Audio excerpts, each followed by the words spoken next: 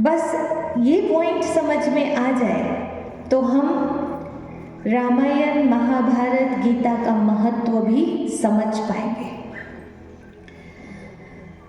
उनका कहना था कि जो कुछ है संसार में, जो कुछ था संसार, पहले जो कुछ था और जो कुछ अभी है, इसी कथा में लिख दिया वेद व्यास ने सार। और वो कौन सी कथा? महाभारत की कथा। उनका कहना था कि महाभारत सा युद्ध ना हो अन्याय सी कोई बात, चलो अब हम बोले उसके साथ, जो करे कृष्ण के जैसी बात। जब हमने देखा कि ये गलती करने की वजह से महाभारत की घटना घटी, स्वार्थ भाव के बढ़ने से इतनी बड़ी घटना घटी, तो महाभारत में कर्म भी बताया और परिणाम भी बताया। दुर्योधन ने ये गलती किया, इसकी वजह से उनका परिणाम जो है वो ऐसा निकला, पराजय हुई और दुखद मृत्यु हुई।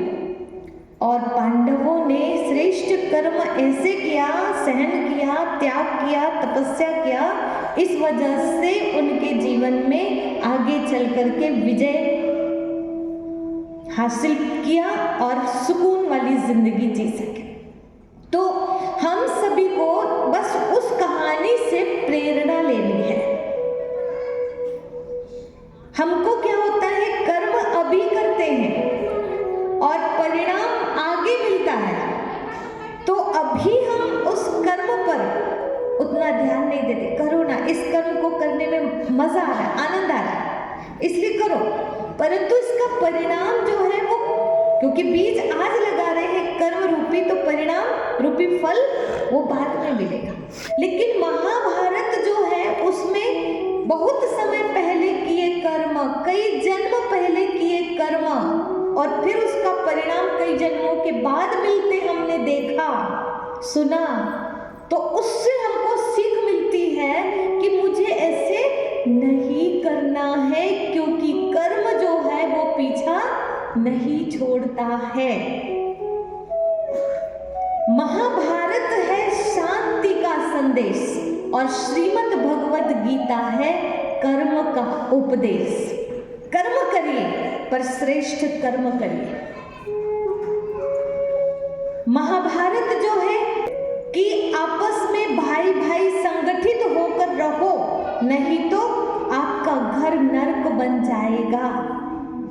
प्यार से रहो, एक दो की गलतियां हो भी जाए तो उसे अपना समझ के माफ कर दो, माफी मांग लो और आगे बढ़ो, तब हमारा घर जो है वो सुख शांति से भरपूर रह पाएगा। तो उसी इन्हीं सब बातों को ध्यान पे रखते हुए चलिए अब हम आज काल चक्र के गुह्य रहस्य को समझेंगे कि कैसे ये साइकिल चलता है। महाभारत का युद्ध 5000 वर्ष पहले हुआ था, लेकिन महाभारत का युद्ध जब हुआ, यानी वेद व्यास जी ने महाभारत महाकाव्य को जब लिखा, तो उसमें लास्ट अध्याय में लिख दिया कि जब देखना इस तरह की महाभारत घर घर में होने लगेगी, तो समझ जाना महाभारत काल पुनः आ चुका है। ये महाभारत पढ़ लो, सुन लो, देख लो, और जब इसी तरह की घटना दुनिया में दिखाई देने लगे तो समझ जाना कि फिर से वही काल आ चुका है। तो आज हम क्या करेंगे, वर्तमान संसार पर नजर डालेंगे और चेक करेंगे कि कहीं ये वही टाइम तो नहीं आ गया है, क्योंकि अब से 5000 वर्ष पहले महाभारत हुई और हमने अब तक हमारी संस्कृति में, भारतीय संस्कृति में 5000 साल की कहानी ज्यादा सुनी है। 5000 पुरानी संस्कृति, 5000 वर्ष पुरानी संस्कृति, यही बोलते हैं ना। तो 5000 वर्ष पहले जो कुछ हुआ था वो 5000 वर्ष हो चुका है और अब ये रिपीटेशन का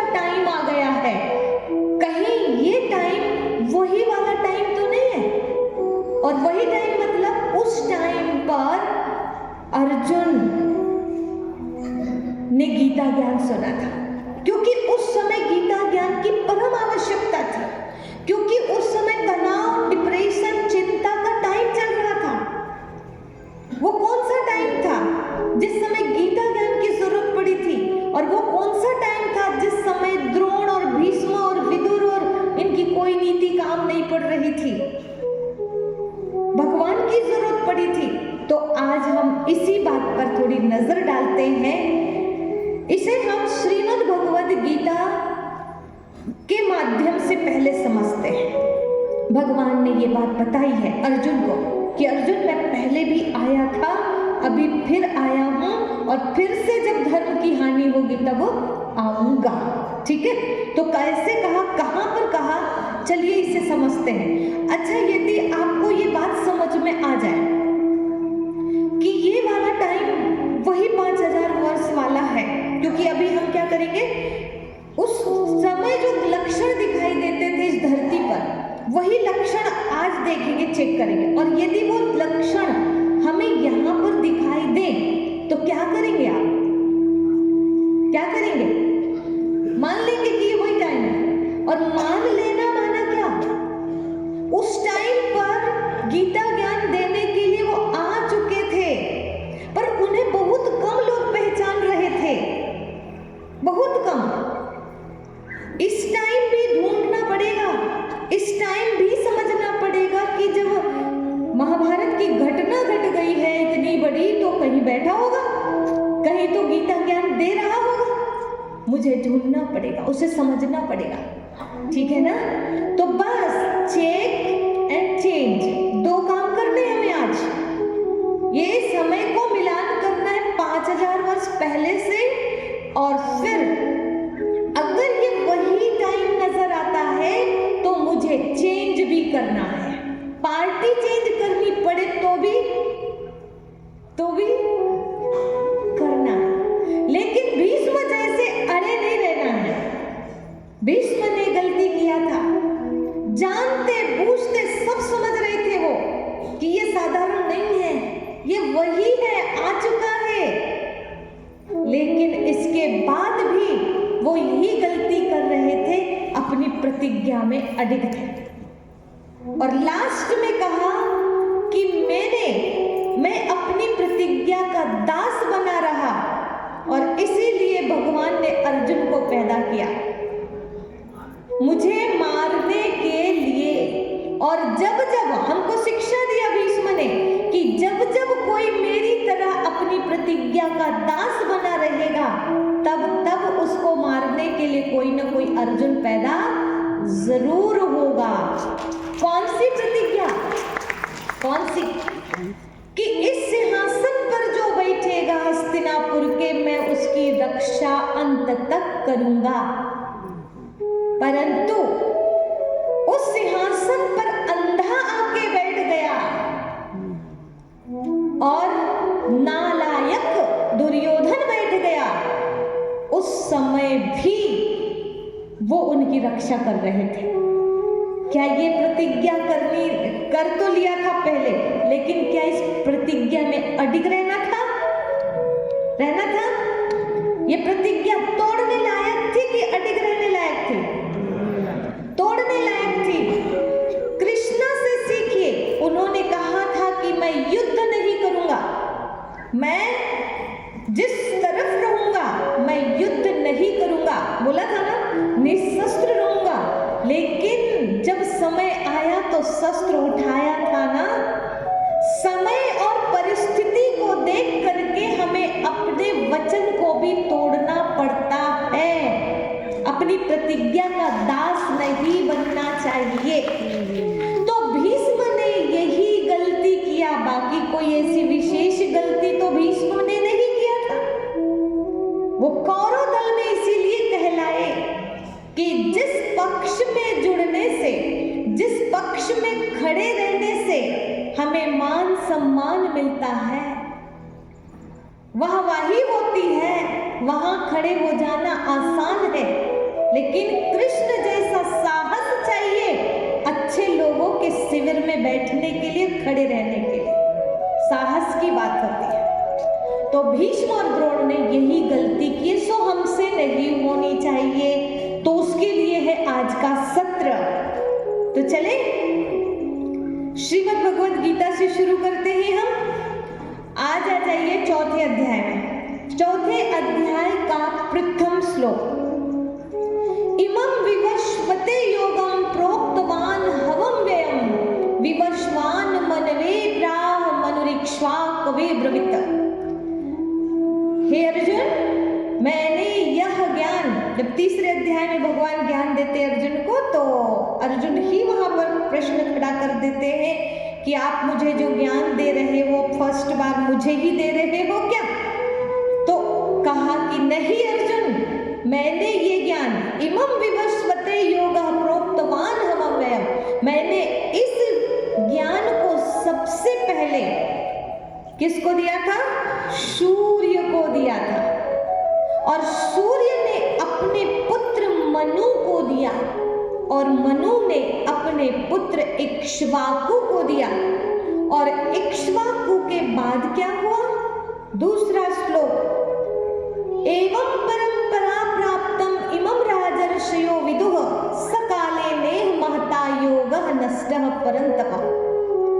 इस तरह परंपरा से ये योग आगे बढ़ा और फिर राज ऋषियों तक पहुंचा, और राज ऋषियों के द्वारा ये जब आगे बढ़ा तो सकाले नेह महता, इस काल में पहुंचते तक योगः नष्टः परन्तप, वो योग, प्राचीन योग जो मैंने सिखाया था वो नष्ट हो गया, प्रायः लोप हो गया है। तो तीसरे श्लोक में कहते हैं कि तू मेरा भक्त है, प्रिय सखा है, इसीलिए मैं तुझे वही प्राचीन योग जो अभी लोप हो गया है, अब तुझे वो ज्ञान दे रहा हूं जो अत्यंत गुह्य रहस्य से भरा पड़ा है। इस गुह्य रहस्य को मैं तुझे पुनः सुना रहा हूं क्योंकि तू मेरा प्रिय है और प्रिय सखा है, भक्त है। अब यहाँ पर एक बात आती है, क्या इस दुनिया में इतने करोड़ों आत्माओं में क्या एक ही भगवान का कोई प्रिय रहा होगा जिसे भगवान ने आकर के ज्ञान दिया, प्राचीन योग सिखाया, जो बात लोप हो गई थी वो फिर से सुनाया? एक को सुनाया होगा, आपका दिल क्या कहता है? लेकिन हमने पहले ही बताया था आपको, अर्जुन माना इस संसार के सभी लोगों का प्रतिनिधित्व करने वाला एक व्यक्ति। रामानंद सागर जब सीरियल बना रहे थे उस टाइम उन्होंने शुरुआत में ही बोला था कि अर्जुन माना हम एक ऐसा प्रतिनिधि रख रहे हैं इस संसार में सभी लोगों को गीता पढ़ने से जो प्रश्न उठते हैं, उन सभी प्रश्न जो सबके अंदर उठ रहे हैं वो हमने एक अकेले अर्जुन से करवाया है। अर्जुन एक, अब पिक्चर बनाना है, सीरियल बनाना है, कहानी बनानी है कि भगवान 5000 साल पहले आए थे तो उन्होंने जब ज्ञान दिया था तो क्या क्या ज्ञान दिया था और लोगों के मन में क्या क्या प्रश्न उठ रहे थे, तो क्या ढेर सारे लोगों को खड़ा करेंगे क्या वहां पर प्रश्न करने के लिए? एक ही व्यक्ति को खड़ा करना पड़ेगा ना। तो अर्जुन माना ज्ञान को अर्जन करने वाली आत्मा। कितनी बहनों के साथ आज दुष्कर्म हो रहे हैं, लेकिन एक द्रौपदी को बीच में डाला गया, कितनी सीताओं का हरण किया जा रहा है, पर एक सीता को प्रतीक के रूप में दिखाया गया है। एक अकेली महिला के साथ ये सब नहीं हुआ है। जब दुनिया में ये सब कुछ बढ़ जाता है उस समय भगवान आकर कैसे इन्हें बचाते हैं, वो सारी चीजें समझाने के लिए ये कहानियां हमको बना के बताई गई हैं। और पुराण माना इतिहास नहीं होता, पुराण माना होता है इस संसार के लोगों को वेदों की, उपनिषदों की कठिन बात समझाने के लिए लोगों को सरल तरीके से कथा कहानी बनाकर समझाया गया है, उसे ही पुराण कहते हैं। और इतिहास अलग होता है। इतिहास माना इस सन में क्या हुआ, उस सन में क्या हुआ, किसने कब आक्रमण किया, कब कौन राजा थे, वो वाली बात है। ठीक है ना। तो इसे हमें समझना पड़ेगा। मैं तो पहले ही आपसे एक बात कह देती हूँ कि जब हम रेगुलर मुरली सुनते हैं ना, जो ब्रह्मा कुमारीज में जो रोज की शिक्षा दी जाती है, रेगुलर मुरली सुनते हैं तो उसमें सुनते सुनते हमें समझ में आता है कि कौन सी बात ऐतिहासिक है और कौन सी बात जो है वो अलंकारिक है, प्रतीकात्मक है, वो क्लियर होता है। इसलिए रोज ब्रह्म ज्ञान जो है वो हमें सुनना ही चाहिए, बहुत जरूरी है। जो मुझे महसूस हुआ वो बता रही। तो चलिए क्या कहते हैं, चौथे श्लोक में आ जाओ। अर्जुन चौथे श्लोक में पूछते हैं। ठीक है, 3 श्लोक हो गए। पहले में क्या बोला, याद आएगा, भूलना नहीं है, अभी सुनेंगे, सुनते सुनते याद भी रखिएगा। पहला, मैंने इस ज्ञान को सूर्य को दिया, सूर्य ने बोलिएगा मनु को दिया, और मनु ने इक्ष्वाकु को दिया, और फिर ये ज्ञान परंपरा से राज ऋषियों तक आया, और फिर इस काल में आते तक, कब अर्जुन के टाइम आते तक वो ज्ञान लोप हो गया। इसीलिए तू मेरा प्रिय है, यानी जो आत्माएं भगवान को प्यार से पुकार रही थी, दिल से याद कर रही थी, उनको प्रिय बोला। और उन आत्माओं को मैं फिर से वो ज्ञान दे रहा हूं। ठीक है। तो फिर अर्जुन प्रश्न करते हैं। क्या प्रश्न करते हैं? अपरम भवतो जन्म परम जन्म, मतलब आपका जन्म तो अभी हाल का है। अपरम भवतो जन्म, आपका जन्म तो अभी का है, हाल का है, आधुनिक है, इसको बोले आधुनिक, अभी हुआ है ना। और सूर्य का जन्म, परम जन्म विवस्वतः, सूर्य का जन्म कल्प के आदि में हुआ था। कल्प के आदि में, मन सतयुग, त्रेता, द्वापर, कलयुग, चारों युगों को मिलाकर कल्प कहते हैं। तो सूर्य का जन्म कल्प के आदि में हुआ था। फिर मैं कैसे मानूं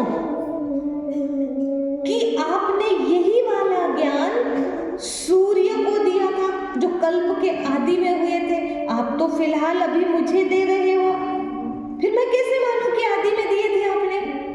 तब 5वें श्लोक में भगवान कहते हैं, बहुनी में व्यतीतानि जन्मानि तव च अर्जुन, तान्यहं वेत्थ सर्वाणि न त्वं वेत्थ परन्तप। मेरे तेरे बहुत बार जन्म हो चुके हैं अर्जुन, तू नहीं जानता, ना तुम वेत्थ परन्तप। मैं जानता हूं, तू नहीं जानता। क्यों? क्योंकि जब जब धर्म की, अगले श्लोक में आता है कि जब जब धर्म की ग्लानि होती है, ये 7वें 8वें श्लोक की बात कर रही हूं मैं, बाकी बीच का भी बताती, कि जब जब धर्म की ग्लानि होती है तब तब मैं आता हूं, और तू जो है वो क्या है, लगातार पुनर्जन्म में आ रहा है। और धर्म ग्लानि के टाइम कौन आते?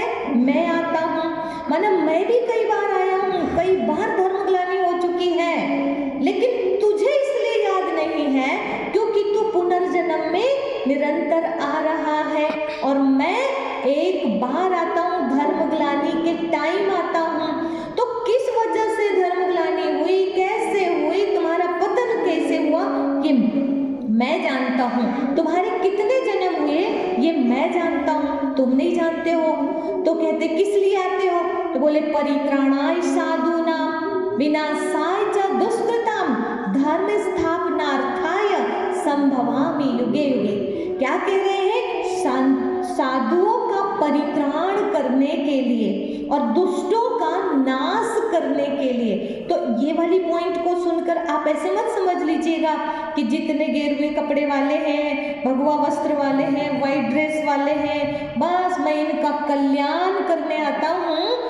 और साधुओं का कल्याण करने और दुष्टों का नाश करने। तो दुष्ट कौन है और साधु कौन है? तो सबसे पहली बात, जो साधु है ना, उसमें जब साधुता नहीं रह जाती है, उसको साधुता का बोध कराने के लिए मुझे आना पड़ता है। और जो अधर्मी है, जो अधर्म का कार्य करे, दुष्टता जो है हमारे अंदर में, उस दुष्टता का नाश करने के लिए आते हैं। अच्छा ये बताइए, दुष्टों का गला काटने आते हैं, मारने आते हैं? व्यक्ति को मारने नहीं आते हैं, दुष्टता को मारने के लिए आते हैं। तो बोले क्या तुम्हारा जन्म हमारी तरह ही होता है, माता के गर्भ से होता है? तो बोले नहीं अर्जुन, जन्म कर्म च दिव्यमेवं यो वेत्ति तत्वतः। मेरा जन्म और कर्म दिव्य और अलौकिक है, जो इन चर्म चक्षुओं से देखा नहीं जाता है, इसे तत्वदर्शी ही समझ सकते हैं। भगवान का जन्म कैसे होता है? तो अगले उसमें बताते, अगले श्लोक में, अजो अपि सन व्ययात्मा भूतानामीश्वरो अपि सन। मैं अजन्मा अविनाशी होते हुए भी, प्रकृति संपूर्ण भूतों का ईश्वर होते हुए भी, प्रकृतिम स्वाम अधिष्ठाय संभवामि आत्म मायया। क्या कह रहे हैं? प्रकृति को अपने अधीन करके, अपनी योग माया से, योग शक्ति से मैं प्रकट होता हूँ। यहाँ क्लियर हो गया ना, मेरा जन्म माता के गर्भ से नहीं होता। कैसे होता है? मेरा जन्म और कर्म दिव्य और अलौकिक है। कैसे होता है? मानव देह में प्रकृति को अधीन करके, माना पंच तत्वों की किसी की देह को अधीन करके मैं आता हूँ। मानुषी तनु आश्रितम, मनुष्य के तन का आश्रय लेता हूँ। ये बात कहते हैं ना, किसी मनुष्य के तन का आश्रय लेता हूँ। मैं अव्यक्त हूँ लेकिन व्यक्ति रूप में आता हूँ, किसी व्यक्ति में आता हूँ। तो मूढ़मती लोग मुझे वही व्यक्ति रूप में मान लेते हैं, मुझ अव्यक्त को पहचान नहीं पाते हैं। मतलब कितनी सारी गुह्य बातें हैं श्रीमद् भगवद गीता को समझने के लिए। यहाँ पर अगर हम कृष्णा को देखें, श्री कृष्णा को, तो कहीं से भी सेट नहीं होते। कृष्णा के माता पिता थे ना? जन्म कहाँ हुआ था सब पता है ना अपने को। तो ये जो बोल रहे हैं मेरा जन्म माता के गर्भ से नहीं होता, प्रकृति को अपने अधीन करता हूँ, पर काया प्रवेश करता हूँ, तो इससे ही समझ में आता है कि हम सभी लोगों को श्रीमद् भगवद गीता को ऐसे रटना नहीं चाहिए, पाठ नहीं करना चाहिए, लेकिन थोड़ा रुक करके, समझ करके पढ़ना चाहिए, ताकि ये सारी बातें हमें समझ में आ सके। तो अब ये वाली बात थोड़ी सी कठिन लग रही होगी आप सबको। अभी हमने क्या किया, डायरेक्ट श्लोक और श्लोक का अर्थ बता दिया, लेकिन अब हम आपको अपनी भाषा में, सरल भाषा में वही बात को समझाते हैं। ठीक है, तो चलिए सभी अलर्ट हो जाइए। अब ब्रह्मा कुमारीज में जो कोर्स कराया जाता है, उस कोर्स के आधार पर जो बताते हैं हम आपको बताने जाते हैं। ठीक है, सबसे पहला श्लोक का क्या कहा, मैंने इस ज्ञान को पहले सूर्य को दिया था। ठीक है, अब मुझे ये बताइए कि भगवान जो है, गीता का ज्ञान सूर्य माना कौन? आज तक आप किसको कहते हैं? सूर्य, ऊपर वाले को, सूर्य देव को ना। तो मुझे तो ऐसे नहीं लगता कि सूर्य को गीता ज्ञान की कोई जरूरत हो। गीता ज्ञान कर्मयोग सिखाता है, और कर्मयोगी जो होता है वो राग द्वेष रहित बनाया जाता है। कर्मयोगी बनाना मतलब राग द्वेष रहित बनाना, विश्व कल्याण का भाव उसके अंदर जगाना, कर्तापन का अहंकार था उसको वो हटाना, निष्काम भाव भरना। लेकिन सूर्य को ना कोई राग है ना द्वेष है। सूर्य कोई स्वार्थी नहीं है, कामना नहीं है उसके अंदर में कि मैं प्रकाश तभी दूंगा जब मुझे शाम रात हो जाए तो दीपक दिखा देना, ऐसा कुछ कोई भी बात ऐसी तो नहीं है ना।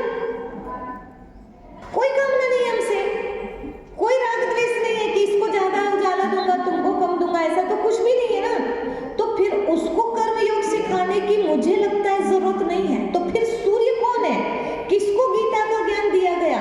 सबसे पहले मैंने ये ज्ञान सूर्य को दिया। तो सुनिए, इस संसार में जितनी भी आत्माएं हैं, धर्मग्लानि का समय कौन सा कहलाता है? धर्मग्लानि का समय कौन सा कहलाता है? आप बताइएगा। 4 युग हैं, सतयुग, त्रेता युग, द्वापर युग और कलयुग। 4 युगों में से धर्मग्लानि का समय कौन सा है? नाम से ही समझ में आता है, कलयुग। अच्छा, जब जब कलयुग का अंत समय आता है तब क्या होता है? परमात्मा का अवतरण होता है धर्मग्लानि के टाइम पर। ठीक है, अभी कोई भी क्वेश्चन उठे तो आप नोट करके रख लीजिएगा, बाद में बैठ के हम बात कर सकते हैं। ठीक है, लेकिन अभी आप इसे समझिए। तो क्या कहा? धर्मग्लानि के टाइम वो आते हैं, तो कलयुग का अंत समय धर्मग्लानि का समय कहलाता है। इस समय पर भगवान आकर के वही प्राचीन योग सिखाते हैं जो लोप हो गया है। तो वो योग किसको सिखाएंगे? इतनी बड़ी दुनिया में जहां अथाह जनसंख्या है, इसमें से किसको दिया उसने ये ज्ञान? पर्सनल एक व्यक्ति को तो देगा नहीं, पर बोला सूर्य को दिया। तो सूर्य को दिया का मतलब यहाँ पर दिखाते हैं हम आपको चित्र में। ये सृष्टि चक्र का चित्र है। ये है सतयुग, ये त्रेता युग, ये द्वापर और ये कलयुग। तो सूर्य को दिया का मतलब क्या है? ये भगवान का अवतरण इस अधर्म जहां बढ़ गया था उस युग में होता है, अंत में। ठीक है, यहाँ जब आते हैं तो सतयुग, त्रेता, द्वापर और कलयुग की सारी आत्माएं यहाँ विद्यमान रहती है। कैसे?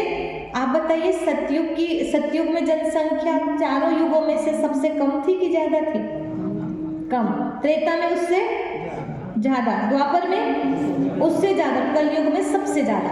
यानी सतयुग में जितने लोग थे वो सारे के सारे त्रेता में आए और ऊपर से आत्माएं और भी आए। फिर त्रेता में जितने लोग थे वो सारे के सारे भी पुनर्जन्म में आ रहे हैं और ऊपर से आत्माएं आती जा रही है। तो आपको क्या लगता है, इधर से जा रहे हैं कि केवल ऊपर से आ रहे हैं? थोड़ा जोर से बोलिए। केवल आ रहे हैं, इसीलिए समझ में आता है कि जनसंख्या बढ़ रही है। ठीक है, अब देखिए कलयुग में तो पूरे होंगे ना, सतयुग वाले भी, त्रेता वाले भी, द्वापर वाले भी और कलयुग वाले पूरे के पूरे हैं ना। तो भगवान यहाँ कलयुग के अंत में जब आते हैं तो किसको ज्ञान दिया? सूर्य को दिया। माना सतयुग वालों को कौन सा घराना कहते? सूर्यवंशी घराना। नारायण जी के आगे कौन सा शब्द जुड़ता है? सूर्य नारायण। सूर्यवंशी घराना है वो, सूर्य नारायण की राजधानी है जहाँ सतयुग। तो सतयुग में जितनी भी आत्माएं थी वो सारी आत्माएं यहाँ कलयुग में भी थी। लेकिन जो सतयुग में देवी देवता पद था, वो देवी देवता पद को ये सब भूले हुए थे। यहाँ पर कहते हैं ना, भगवान जब आने वाले थे राम जी के रूप में से दिखाते हैं ना, तो उस टाइम पर ब्रह्मा जी ने सारे देवताओं को, मतलब भगवान जब मनुष्य देह में धरती पर आए थे तो भगवान ने सभी उन देवताओं को क्या किया था? जाओ भगवान के सहयोगी बनना करके वानर के रूप में भेज दिया था। तो वो नर ही थे, लेकिन वाह रे नर, जिनको स्वयं भगवान ने इस धरती पर भेजा भगवान की मदद करने के लिए, जो तैयार हो गए, भगवान को पहचान पाए, उनको बोलते वानर। ठीक है, तो अब उसी को अलग अलग तरीके से समझाया गया है पुराणों में, रामायण महाभारत में। तो बस उसको थोड़ा ध्यान से समझिए, भी सब कुछ क्लियर हो जाएगा। थोड़ा जैसे बड़ी क्लास में बैठते हैं ना, तो एकदम शुरुआत में समझ में